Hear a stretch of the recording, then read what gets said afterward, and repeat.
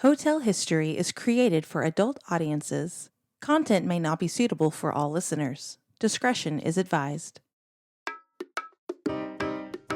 You're listening to Hotel History. We take you with us through the sordid history and scandals of some of the world's most famous and infamous hotels. I'm Dieta. And I'm Yael. Let's get started. This is a very exciting episode, a very special episode. We are in the historic Algonquin Hotel, and we're sitting at the historic round table. We've been waiting for this for a minute. My dreams have been achieved because we're here. Although I do feel like Dorothy Parker she'd be like, no. This is our table. Please get up. You are not worthy of the table. But she would welcome with open arms our guest today, who is the author of the acclaimed book, Last Call at the Savoy, Brisa Carleton. We've been talking about this book for a while because we enjoyed it so much. It was our November book club pick. We've done a cocktail based on it. So we are very excited to have her here and let her tell us about her process and this amazing story that she created based on the history of one of our favorite historic hotels. So we're doing a double history major here today. The Algonquin and the Savoy. So Brisa, can you tell us just everything about yourself? How long is the episode? Well, first of all, thank you for having me. And it really is amazing to be sitting at the Algonquin Round Table. You can feel the spirits in the room, you know? I'm so impressed with how well preserved it is. Like, it's really nice for how old it is. Well, there's a story. Can I tell you the story? Yes. So the table had actually been lost for decades. It just, after the round table went away, they did a renovation of the hotel and somebody stuck it in a closet. And during the pandemic, the general manager here, Willis, found it in a closet when they were moving something and couldn't believe his eyes. He was like, wait, could this really be the round table? And it was, but it was in pretty bad shape because it had been put away for a long time. So he actually found somebody who could restore it. And then I was actually here when they actually rolled it out and set it up. No way. Yeah, so I have pictures I can share. But so it's maybe been a year since the round table has been back. That's crazy that he just happened to find it in storage. Well, and how lucky that he happened to be the one to find it, because anybody else might have found it and just been like, what is this? Toss it. Oh, yeah, and like old furniture. Yeah. And you did a great job restoring it, too. Wow. That happens so much at the different hotels. Like, they hide things because of World War II, usually, and then a wall goes up, and it takes 50 years, and then they are like, oh, we have treasures. Like a chandelier. So, Brisa, give us a little bit of your general background. Oh, right. I didn't actually answer the question. I was so excited to tell you about the table. My background is I am a theater producer and moved to New York about 15 years ago to pursue my Broadway dreams. And I love musical theater. I love show tunes. I have been very lucky to get to build a career in the theater business. But after a few years of doing Broadway, I wanted to expand my experience, and I actually got a call from the Prince of Monaco to run the arts foundation that was created for his mother, Grace Kelly, Princess Grace. Yes, and so it's a charity that gives money to theater, dance, and film artists, because during Princess Grace's life, she was very philanthropic and supported artists, and so when she sadly, tragically died, they created this foundation. And so I was fortunate for 5 years to get to be the steward of her legacy and the steward of her foundation, and spend a lot of time in Monaco and use words like Your Highness in real life. Daily conversation. That's crazy. Very crazy. I felt like I was in a Hallmark movie or something. Right? And then a couple years ago, I was feeling like I wanted to do something creative. I've been a reader my entire life, an avid reader, but I've never thought of myself as a writer. And I thought, why don't I give it a try? And I did an online 90-day novel writing course. And here we are. I love that. You're so determined and well accomplished. Like, it's crazy. You're like, I'm going to do it. And then you did it. Yeah. We all say we're going to do That's all it this. takes. You too can have a novel. If you're willing to sit down and, I mean, speaking of which, I know you've talked about it before, but the Algonquin, it used to be when you stayed here as a writer, they would deliver a typewriter to your room if you asked. They should still do that. I know they should. Bring it back. Oh, there's an old typewriter on the side over there, but it doesn't work. Oh. No, it's okay. You don't have to bring it. So, okay. But what I love is that you chose the premise of your book is in another historic hotel at the Savoy in London. What inspired you to make that the plot? Well, or part of the plot. I love fabulous hotel history. So I'm a huge fan of your podcast, as you can imagine. Thank you. But the Savoy in particular, because my background's in theater, when I would go to London frequently to check out new shows and things like that, I would stay at the Savoy. And on one of the visits, I learned that the Savoy was actually built by theater impresarios. Like, the theater existed first, and then they built the hotel so that when people came to see shows, they could stay there or go to dinner and all that. And I thought, oh my gosh, that's so cool. And so I started just reading a little more about it, but that was years ago and sort of put it in my back pocket. But then more recently, I was at the Savoy and in their American bar and having a cocktail, which is one of my favorite things to do, is have a cocktail in these hotel bars around the world. And I saw a little footnote in the menu about this woman named Ada Coleman. And I was like, who is this? A bartender from the 20s? The bar didn't even allow women in it at the time. So, like, what was this female mixologist doing there? But when I went to look her up, there was nothing. Yeah, very little. But I was fascinated. And so I started going down this rabbit hole of trying to figure it out. And along the way, I thought, this could be an interesting thing to write a book about. Because if I'm interested, maybe other people will be. And at the very least, maybe it'll be a way to get this incredible woman's name back in the history books. It does that really well. Thank you. Yeah. So give us just the briefest spoiler-free overview of the book before we get into the meat and gravy of our questions all about it. So Last Call at the Savoy is about Cinnamon, very controversial name, I found out once the book came out. Why?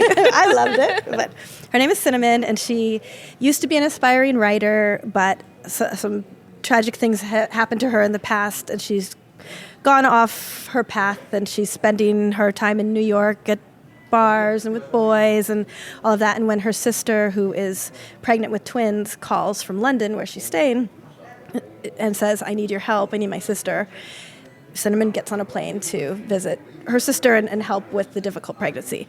But they just so happen to be staying at the Savoy, as one does. Naturally. And so while Cinnamon's sister is resting, Cinnamon's kind of wandering around the Savoy and finds her way to the bar. And while she's there, a bartender starts telling her stories about the history of the Savoy. And so the book goes back and forth between Cinnamon's modern story and flashbacks to Ada Coleman and so many famous literary names. I love names. that part. And I also want to point out that you mentioned Eloise. Yes. So there's 3 historic hotels in this episode, and I felt like Cinnamon's character was a grown-up version of Eloise. Yes, although I think Eloise as a grown-up might be a little crazy, but I like that. I'm like, yeah, Eloise would be at the bar when she's an adult. Absolutely. Cinnamon would like that comparison. Yeah. I think that's probably my dream night out at this point, is to be in a beautiful hotel bar with a cocktail and the bartender just telling me stories about the place. I know. This is like my fantasy. So it was perfect.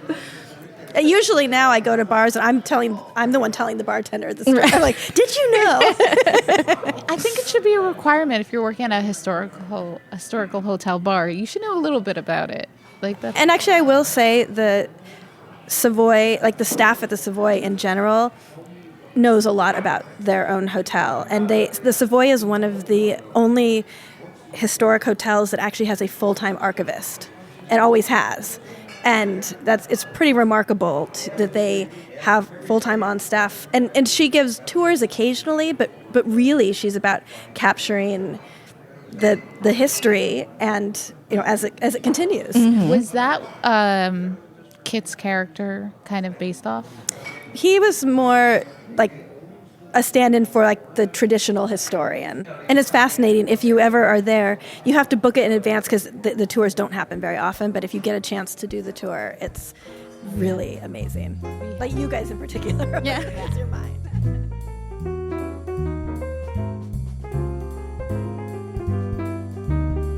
You have a background in theater performance. Like before you were a producer, you were a performer yourself, right? And then you've produced all of these successful plays. So what motivated you to make the move from interpreting other people's stories, producing other people's stories, to now you're like, I want to create my own story? It wasn't necessarily, I don't know, I never thought of myself as the creative. My whole career has been in supporting other people's art, and I love that. And so when I found this novel writing course, part of why I even thought to do it was because I was running around with the foundation. I was doing Broadway. Everything I was doing had so many people involved and so much going on and like lots of noise. All fabulous, but just like a lot of stakeholders and lots of noise. And I thought, what can I do that is just for me and that, I can control everything because I make the characters do whatever I want them to do. And so I thought, why don't I try my hand at writing? And one of the things with this online course is at the very beginning, the woman that runs the course was called The Novelry, and the woman who runs it is named Louise, and she's this fabulous British woman. But one of the first things she says is, if this is your first time writing, don't tell anybody that you're doing it. Like, have it really be just this sacred thing, and also it just takes the pressure off, because if you write 10 pages and then tell everybody, I'm writing a novel, like suddenly you're like, oh, wait. And it actually was great advice because it made it this really fun thing. It like this secret thing that I was doing. And to the point that finally I had to tell my husband because he was like, why do you like shut your laptop every night? It's like, what are you doing? What are you hiding in I there? know, exactly. But because of that, it became, like this fun thing to think about during the day and how am I going to do it? And the course sort of guided me through like the process of writing and those types of things. But because I've been such an avid reader, I kind of knew the general shape. And theater, books follow the same kind of act structure like theater and like plays and musicals. So I was familiar with that. But yeah, it was a very different experience. And having the book go out into the world has been really amazing and fun, but also like a little bit scary because something that I actually created. It's super is out scary. there. Yeah. As an artist and creative, oh my God, the whole time I'm like, I don't know if people are going to like this. So you have to stop thinking. Yeah. Like Well, and I think what really helped with this for me was how passionate I am about Ada's story. And so it felt like even at moments where I was like, do I really want to put my work out there? It was like, no, I want her story to be told. And, if nothing else, somebody will read it and be like, I can tell it better. And then they'll write a book about her and great, that would be fine. So I'm glad that it's been so well received, but I felt like I had a responsibility to share this story more widely. But yeah, it was like kind of how do I put it? Like the security blanket of it. Right. Like it's Ada's story. Yeah, right, I'm just delivering Ada's story. That's true. I love that you said that you wanted a little bit of control and being able to tell, like whatever I want happens in this. Was that always the case? Or sometimes did your characters ever surprise you to be like, I thought it was going this way, but actually I think they might be taking me over here? Yes, it's super annoying. I was like, do what I say, and they're like, no, we're not doing that today. Sorry, you gave us personality. Yeah, and turns out they were right. Who knew? But what is interesting is I read a lot of history of the Savoy before writing, but then I sort of put it aside. And some of the facts and things that came out in the book, if you had asked me, like, tell me 10 things about the Savoy, I may or may not have been able to come up with those things. But as I was writing and as the characters were exploring things, they would pop into my head, like they were there somewhere. And so that was really fun to be like, wow, how did I know that?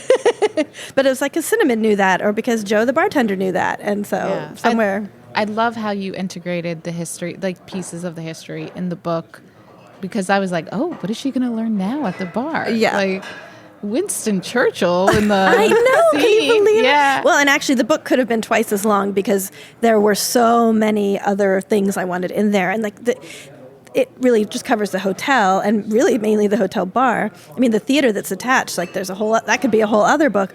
But yeah, the editors along the way kept being like, nope, you got to they got to keep up the pace. You got to trim. I'm like, but people need to know.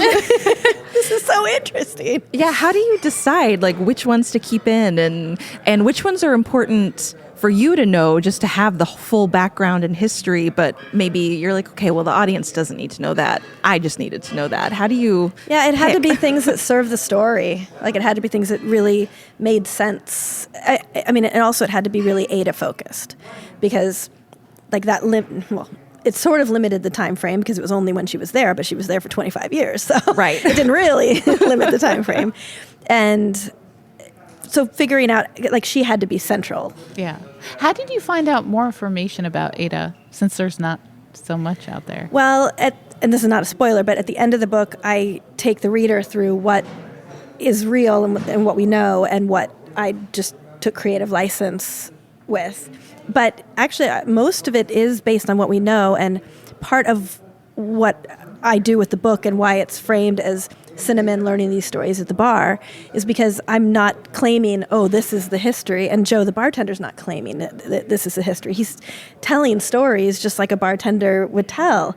And so I felt like it gave me permission to tell the lore of it as opposed to like, this is what happened. And then the big thing in the book why I have Kit, who's the love interest, but also a historian, so that he can say, well, we don't have any documentation of that. And then Cinnamon can say, yeah, but we know she was here those 25 years. We know everything that was going on at the Savoy during that time. So it's not a huge leap that she would have been. These people were in the bar. They were coming to see her. She probably, we can probably make pretty solid guesses on how that went. And Ada never wrote her own book, right? No. Why not? Well, and worse than that, one of the big things in Last Call at the Savoy is about the Savoy cocktail book, which is a real book, which is still a very influential cocktail book with cocktail recipes. And one of the central challenges that Cinnamon runs into is that the recipes in the Savoy cocktail book, we know for a fact many of them, I think probably most of them, but at least many of them were created by Ada and compiled by Ada, but the book came out 2 years after she retired, and the bartender that worked under her, who never liked her, didn't like working for a woman, was kind of a shady guy anyway, put his name on it. Yeah. Which, I don't want to give away anything in the book, but there's a similar thing that happens. Yes.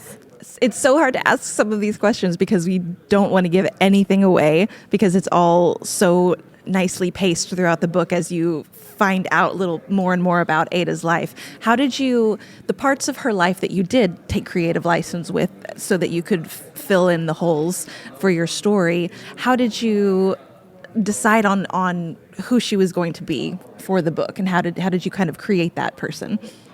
I did try to keep it as true to the very few things that we knew. I mean, we knew she was outgoing and witty, and that because the Savoy Hotel itself was created by theater people, they liked their staff to be part of the show. And so we knew that she wasn't going to be some quiet little wallflower, it was a show and people would come there. And we also, one of the things we did know is that she was very supportive of theater people. She'd leave work and then host parties at her house for people that were at the Savoy Theater in the shows. So it was kind of fun to think through that and to create this character. And also, she was known to have a rivalry with the other female bartender that would bartend when she wasn't there. And I just thought, that's unlikely. My guess is they were friends and the rivalry was just for press. But some of it was just me hoping that she was happy and fulfilled and, had love in her life. Absolutely. Well, and it definitely makes sense that she was part of the show and that so many things were for press because the press wrote about her a lot. Yeah, so where is all that? Yeah, where is it? Wait, but in the book, you mentioned that a lot of stuff got burnt, right? Yeah. Yeah, for some reason, the owner, the guy that built the hotel, Richard Doyley Cart, when he died, his son Rupert took over, and that's Rupert's who's in charge during the Ada years. But for some reason, Rupert, toward the end, just started destroying all of the records. Very odd. And maybe that's why whoever at some point decided to get an archivist, because they were like, Right. Well, we can't trust we need somebody to anybody. sit there and guard it. But yeah, I know. Very strange. And nobody knows, because they were destroyed, nobody knows what it was that he might have been trying to What cover was he up. trying Or to what, I hide? don't Taxes. know. Yeah. Was taxes. I mean, yeah. I don't know. Yeah, like why would you do that? There's so much there. And I'm sure, I feel like people were aware even back then what they were building, like in Right. the history that they were living through, especially Rupert, because, I mean, World War I, World War II. Yes, and then he passes it to his daughter. Like, yeah, they knew it was a family. Like his dad was like, this is going to be something, you know? That was the whole thing. So that's so strange. Maybe he had like a mental breakdown. Maybe, I mean, that could be too. Yeah. Just getting older, Yeah. dementia or something. Oh, it's so sad. Maybe I'm going really conspiracy theory. Maybe Ada's diary was in the burning. Oh, yes. Or something, more Or- evidence of something. Yeah, or his brother's diary. Maybe there was more about his brother that he didn't want getting out into the world. Oh man, what a mystery. I love it. Love a literary mystery.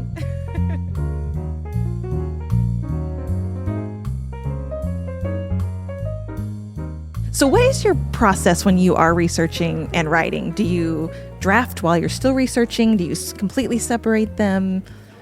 Both. I mean, for this one, I definitely got a foundation of Savoy history. I read a couple of the books. We can put a note in the episode of some of the ones that I recommend, because there are a couple that are page turners themselves. I mean, they're nonfiction history books, but I mean, I tore through them. It's fascinating. Although I would say read the book first, because there are a lot of spoilers in the, the history books. But then I do like to set the history aside and focus on what the characters are doing. And then I'll come back to the history as necessary. You know, if it's like, oh, what did happen that year, or that type of thing. But I didn't want it to sound like a book report or a history paper. And also at the time reading it, that's when I was like writing all the notes of like, I need to put this in and this in and this in. It was like, no, I might like to just publish the history book. But, you know, also I had to do a lot of in-person research at the Savoy, which just involves sitting at the American bar and drinking the hanky-panky, which is in the book, and a bunch of the other cocktails. And have you had that was every tough duty. Have you had every cocktail that you have the bartender make in the book? Yes, I absolutely have. And I highly recommend all of them. Okay, so since we've gotten to our favorite subject of cocktails, why literature and cocktails? And also, you have a spirits company that we love, Literati Vodka, that we've used in a few of our cocktail videos. So, and it's inspired by great literature as well. Why not? Yeah, That's my question. That's a good answer. Yeah, I wanted to spend time, since both the vodka company and the book were things I was doing on the side, I wanted them to be things that were fun and that I really enjoyed. And so I thought, wow, if I can combine them, even better. And like I said, just when I'd be sitting at the bar having a cocktail, and my mom would be like, well, you're always sitting at the bar having a cocktail. I'm like, Mom, it's research. You don't I'm working. Yes, my I'm process. I'm working. Can't you see? But it actually is true. So was the Literati, that was your idea, and Betsy came on later? Yes. So, okay. and it's been amazing, and Betsy's been fabulous. Yeah. And really, because I had the idea for the vodka, but because, like, if you've looked at the Literati's Instagram or any of that, like, the creative is just beautiful, and the images are beautiful, and that's all Betsy, because I am not an artist like that, and she absolutely is. And so it was a great combo of, like, completely different skill sets. But we created it because I like the idea of basing it on classic literature, and like I'm a lot of book clubs, and we're always having wine or cocktails, and I thought, okay, so this is kind of a natural fit. But we have several flavors, and so part of it was making sure it was really premium vodka, making sure those of us that were involved love the flavors because best case scenario, it takes off and becomes a huge brand. And worst case, we have 20,000 bottles of vodka to drink. And it felt like there really wasn't a downside. It was a win-win. Yeah, it was a win-win. And I'd say it's kind of a combo of both. We've been selling a lot of it and drinking a lot of it. It's delicious. It really is. The bottles are like works of art. The whole, like, it's like an experience to get those bottles in the mail. We were like, oh, yes. so fancy. I was going to ask if you're going to make one for Wuthering Heights. I mean, I should, in retrospect, if I had known, Right? I should have. I mean, you should make one, whether the movie comes out or I not. know. I do love Wuthering Heights, but I thought, I mean, I guess that would drive you to drink. Yeah. That's what I'm saying. Yeah. Yeah. And I would love to know what names you came up with and what flavors you came up with for that. Have fun. Like, that is so creative also to be able to look at a great piece of literature and see, like, what pieces do I love? What do I want to pull out of this? Because the Gatsby flavors are so good. so delicious, and they really are very spot on for the characters. Honey cardamom, of course, Yeah. that's Stacy. Like, it fits that's so true. well. And actually, the creating the flavors was amazing. We worked with, I can't remember the name of the company, but a flavor house. Like, it's kind of like a perfume house, you know, like these people are artists as well. And so at one point we were trying a flavor that was strawberry, and they were like garden strawberry, mountain strawberry, candy strawberry. Like, I was like, oh my gosh, who knew that there was such? It's worse than choosing a wedding cake flavor. Yeah. But so actually they were very involved in understanding the characters and what we were going for to really help, because I wouldn't have necessarily said, oh, let's put cardamom in vodka, but they were like, you should consider this. And we actually had a lot of tasting parties, and there were other flavors that I like want to find a character for, because they were so good, but they just definitely weren't right for these characters. Yeah. So you also have the Jane Eyre series, not Jane We Eyre. have Pride Jane and Austen. Prejudice. Yep. So we have a Darcy, we have Lizzie's Lavender Lemonade, and Darcy's Earl Grey Twist. Oh yeah, that's a perfect one for Darcy. Yeah. The Earl Grey one is amazing. That's probably We my have to favorite try flavor. it. It's We really have to good. try it. So we've asked you this question before for the newsletter that we did about literati, but we wanted to do it also for the episode, and the answer may have changed. You never know. So do you have a favorite hotel bar, and what is your favorite cocktail at that bar? I mean, obviously, I'm going to say the Savoy because that's where my mind and my heart have been for the last several years, and they've just been amazing. And of course, the Algonquin where we're sitting. I don't know if the mics picked it up, but there's cocktail shaking happening, which is like my, like when you open the dog treats and the dog comes running. When I hear the cocktail shaker, I'm like, what? So I'll be right back. I'm gonna go get a martini.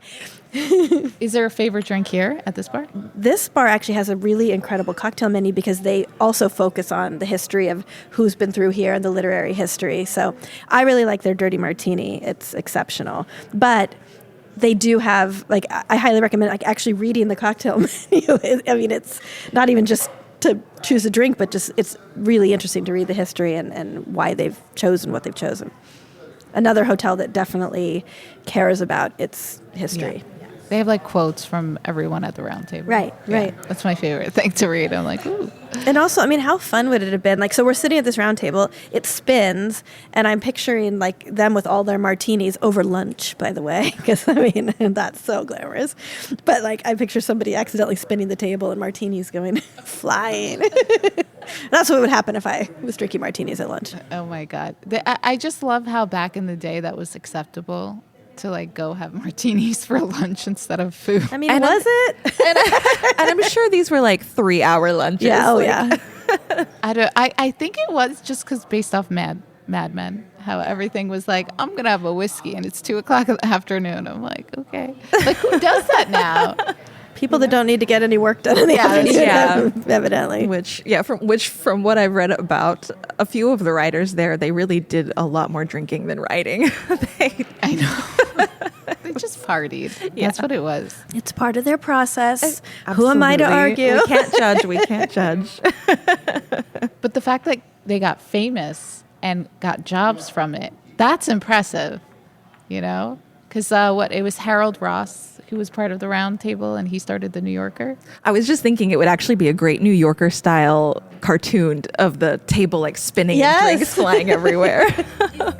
Well, I mean, we could always just start coming here for martini lunches and see if it happens. We can how bring it. goes. I'm both in fully town. prepared to bring this back.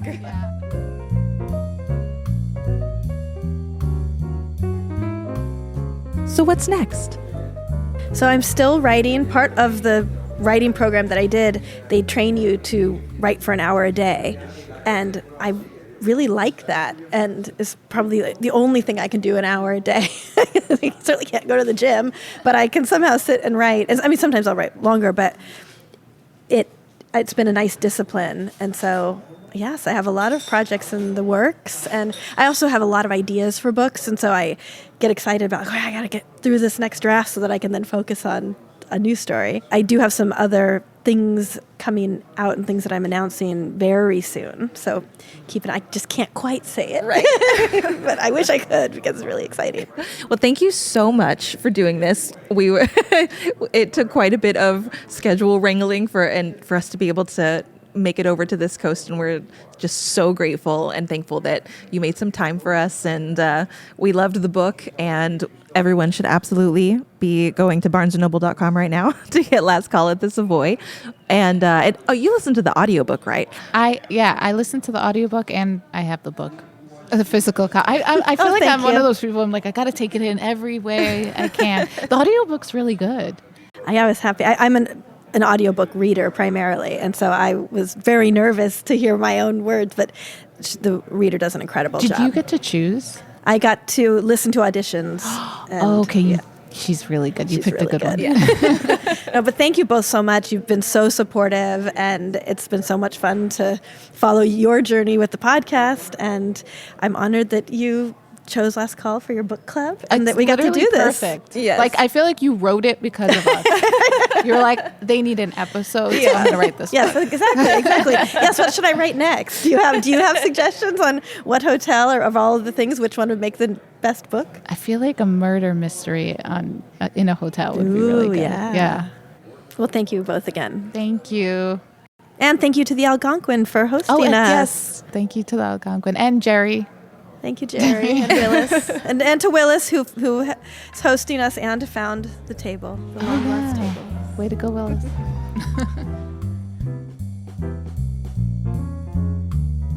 Thanks for listening to Hotel History. You can follow us on most social media platforms, Patreon, and Substack by searching for Hotel History or Hotel History Podcast. To connect or collaborate with us, check out our website at hotelhistorypodcast.com. If you like what you hear, please leave us a 5-star review on Apple Podcasts and Spotify so we can reach more listeners.